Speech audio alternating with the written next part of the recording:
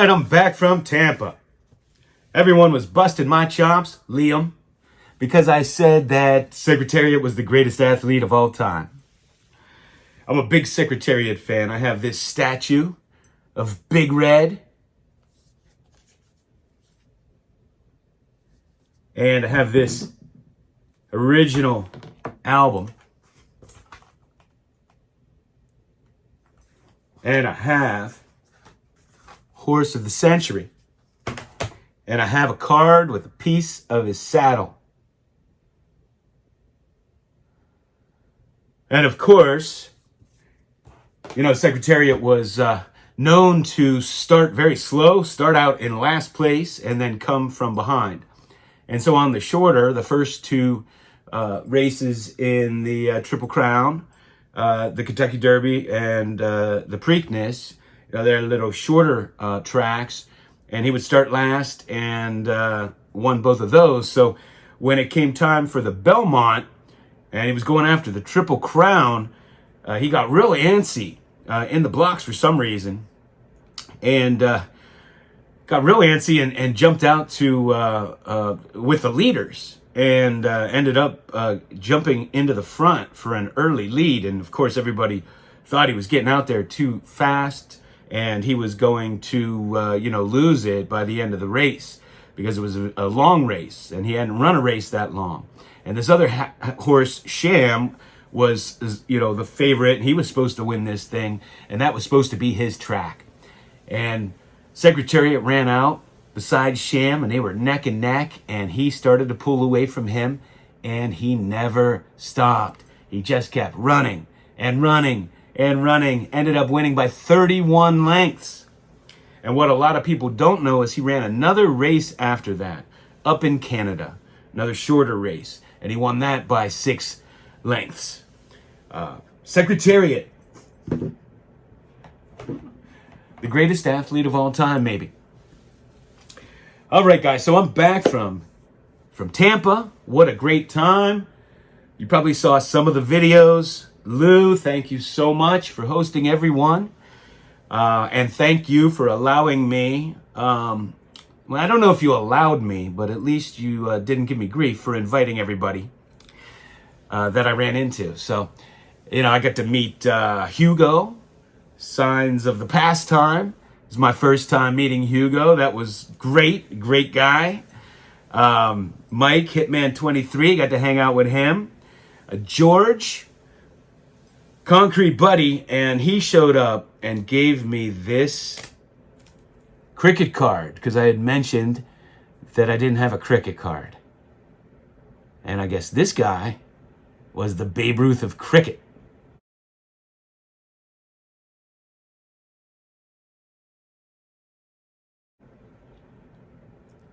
But what a gracious gift. Thanks again, George. It was so great hanging out with you. Of course, Lou Rock, Mike, Sticks and Seams. Always great to see you. Liam and your great family. Junior Baseball Fanatic 12. And Orlando, Collector's Dream. That's a great conversation, sitting in the back of the car with him. So I want to thank you all for a wonderful time. Wanted to show you some of the pickups that I have. And some cards that kind of came in afterwards. But before I do that, I had done a video where I showed some of the cards, some of the gifts people have sent me over the years. I missed one big one, and I'm sure there are other ones over the years. I'm sure I didn't show everything, but there was one big one I missed, and I wanted to show it and give another shout out to Mike Roble, who sent me this 1889 game card. And it's a card that I didn't have. I didn't know this set existed, and I didn't have this set represented in my collection. So it was an extra special gift. And when I did that video, I have my 19th century cards put away. I don't like them to see light. So you know what they say, out of sight, out of mind. I have to go through there every once in a while just to refresh my memory of what I have and enjoy what I have. So Mike, thank you again. Mike Roble, very generous gift. So some of the things I picked up at the show. I got this fantastic 1957 Joe Louis. And this is the blue back version.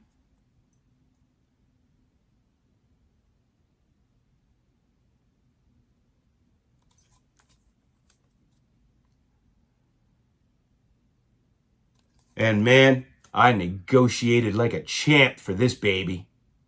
Check it out. Can I see this Joe Louis? Yeah, sure.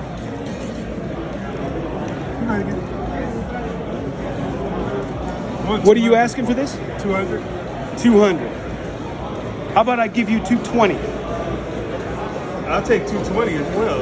Okay. It's fine with me. Do you have any Steph Currys? I do not. I do not have any Steph Currys. I can point you in the Steph Curry direction, so. 220. Deal. You never saw this in your life. That was the reverse deal. That's the best deal I've ever seen. I picked up this team photo from a photo pack of Archie Vaughn when he was with Brooklyn. Never saw one of these before. I had to grab it.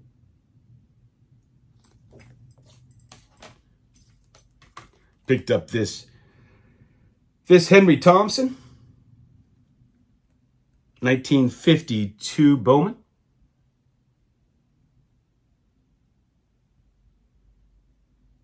Beautiful card, beautiful example. Got this 53 Dixie Walker.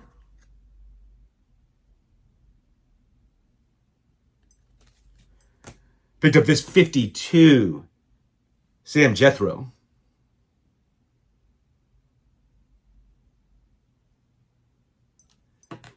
Picked up this 85 Cam Neely.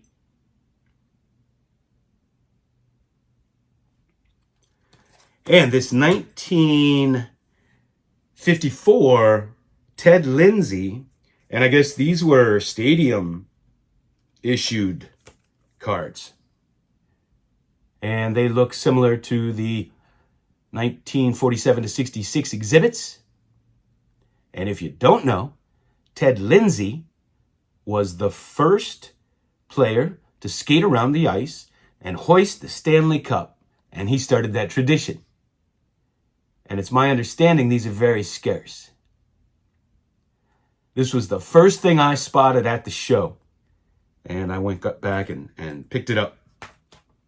And I got to meet my man, Eric Green. Now, when he came up with the Steelers, I was a huge fan. He went anywhere from, they listed him as anywhere from 280 to 300. So you're looking at a 280 to 300 pound tight end. They used him as an H-back, running back, tight end, you name it. He was so exciting to watch. Of course, the Steelers didn't have a particularly good team at that time. If he would have been around a few years later, might have been a different story there.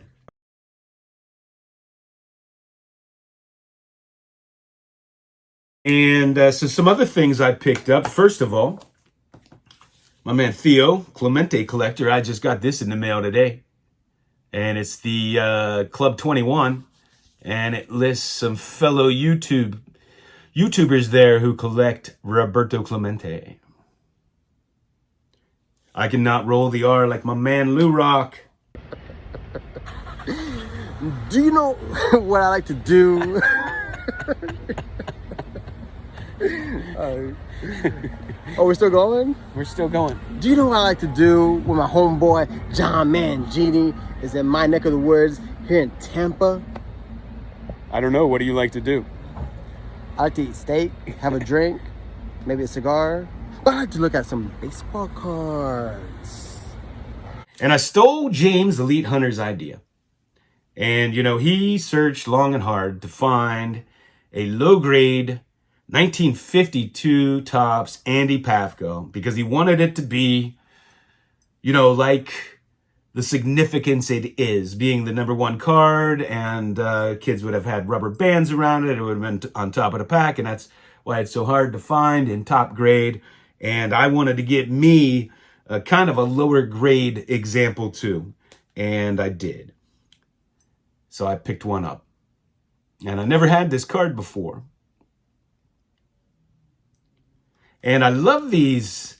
These are pre-1957, what do they call them? Mini snaps. And I love these. If you're a raw collector and you have the oversized cards, these are phenomenal because they're the same size as the card. And it feels like you're holding the card. You don't have an oversized holder or anything. And this is what these look like. I don't know. I just love the look of them on these cards.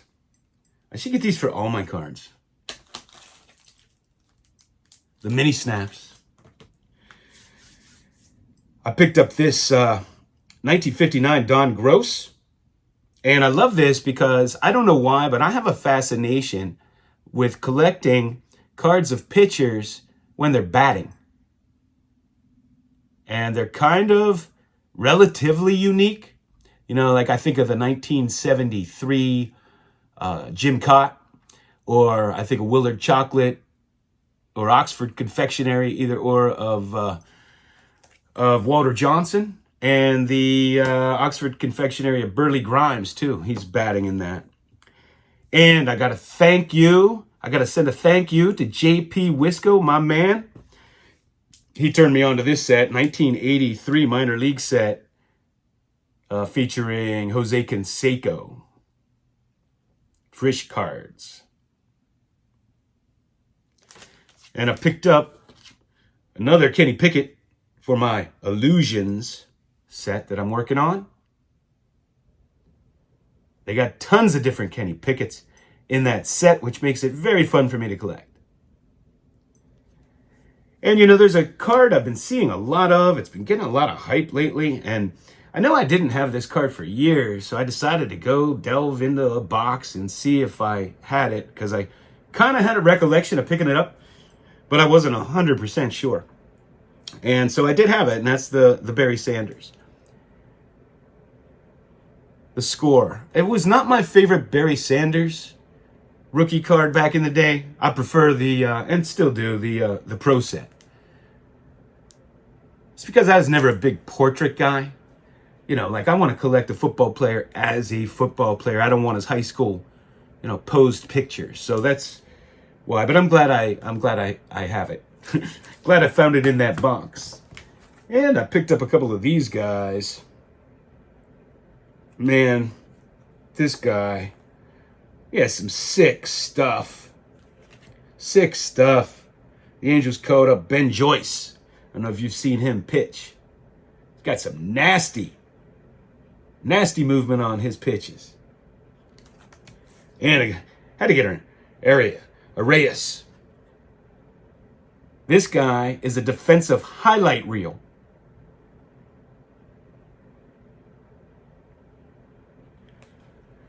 So that's what I have for you. I want to thank you for watching. Lou Rock, again, thanks for hosting. Everyone, thanks for coming out and meeting me and being nice to me. This community is fantastic. When you sit down with some YouTubers, some card collectors, it's just amazing how nice everyone is, and how you just it's like you've known each other all your lives. It's great. Looking forward to the National, to do more of that. So hey, for your viewing pleasure, check this out. Thanks for watching. Everybody's in line and they're on. like the early lead goes to Mike Allen. Yes, Mike Allen going for the lead with Price and Prince on the outside. Secretariat away very well, has good position on the rail, and in fact is now going up with the leader. They're moving for the first turn. It is Secretariat. Sham on the outside is also moving along strongly, and now it's Sham. Sham and Secretariat are right together into the first turn. Mike Allen has third behind them. Then it's Twice a Prince, and the trailer is Private Smiles as they go by the turn. Those two together, Sham on the outside. Sham getting ahead in front as they move around the turn with Secretariat second. Then there's a large gap, making 8 lengths back to Mike Allen in third and Twice a Prince fourth. And Private Smiles is still the trailer. They're on the backstretch. It's almost a match race now. Secretariat's on the inside, by ahead. Sham is on the outside. They've opened 10 lengths on Mike Allen, who is third by ahead, with Twice a Prince fourth. Then it's another 8 lengths back to Private Smiles, who is trailing the field. They continue down the backstretch, and that Secretariat now taking the lead. He's got it by about a length and a half. Still Sham, 10 lengths back, Mike Allen, Twice a Prince. They're moving on the turn now. For the turn in Secretariat, it looks like he's opening. The lead is increasing. It's a 3.5. He's moving into the turn. Secretariat holding on to a large lead. Sham is second, and then it's a long way back to Mike Allen and Twice a Prince. They're on the turn. Secretariat is blazing along. The first 3/4 of a mile in 109 and 4/5. Secretariat is tightening now. He is moving like a tremendous machine. Secretariat by 12. Secretariat by 14 lengths on the turn. Sham is dropping back. It looks like he'll catch him today. And Mike Allen and Twice a Prince are both coming up to him now. But Secretariat is all alone. He's out there almost a 6/10 of a mile away from the rest of the horse. Secretariat is in a position that he's impossible to get. He's into the stretch. Secretariat leads his field by 18 lengths. And now Twice a Prince is going second. Mike Allen is moved back to third. They're in the stretch. Secretariat has opened a 22-length lead. He is going to be the Triple Crown winner. Here comes Secretariat to the wire. Unbelievable. An amazing performance. He hits the finish 25 lengths in front. It's going to be Magnus for second. Mike Allen third. Private Smiles fourth. And Sham, who had it today, got back to fifth. An amazing, unbelievable performance by this miracle horse. And look at Mr. Green. She's having the time of her life. She and Luchador, world's most magnificent animal, who has today run the most sensational Belmont Stakes in the history of this race. Secretariat has accomplished the unbelievable task of breaking the 1.5-mile record by 2 3/5 seconds. That is a record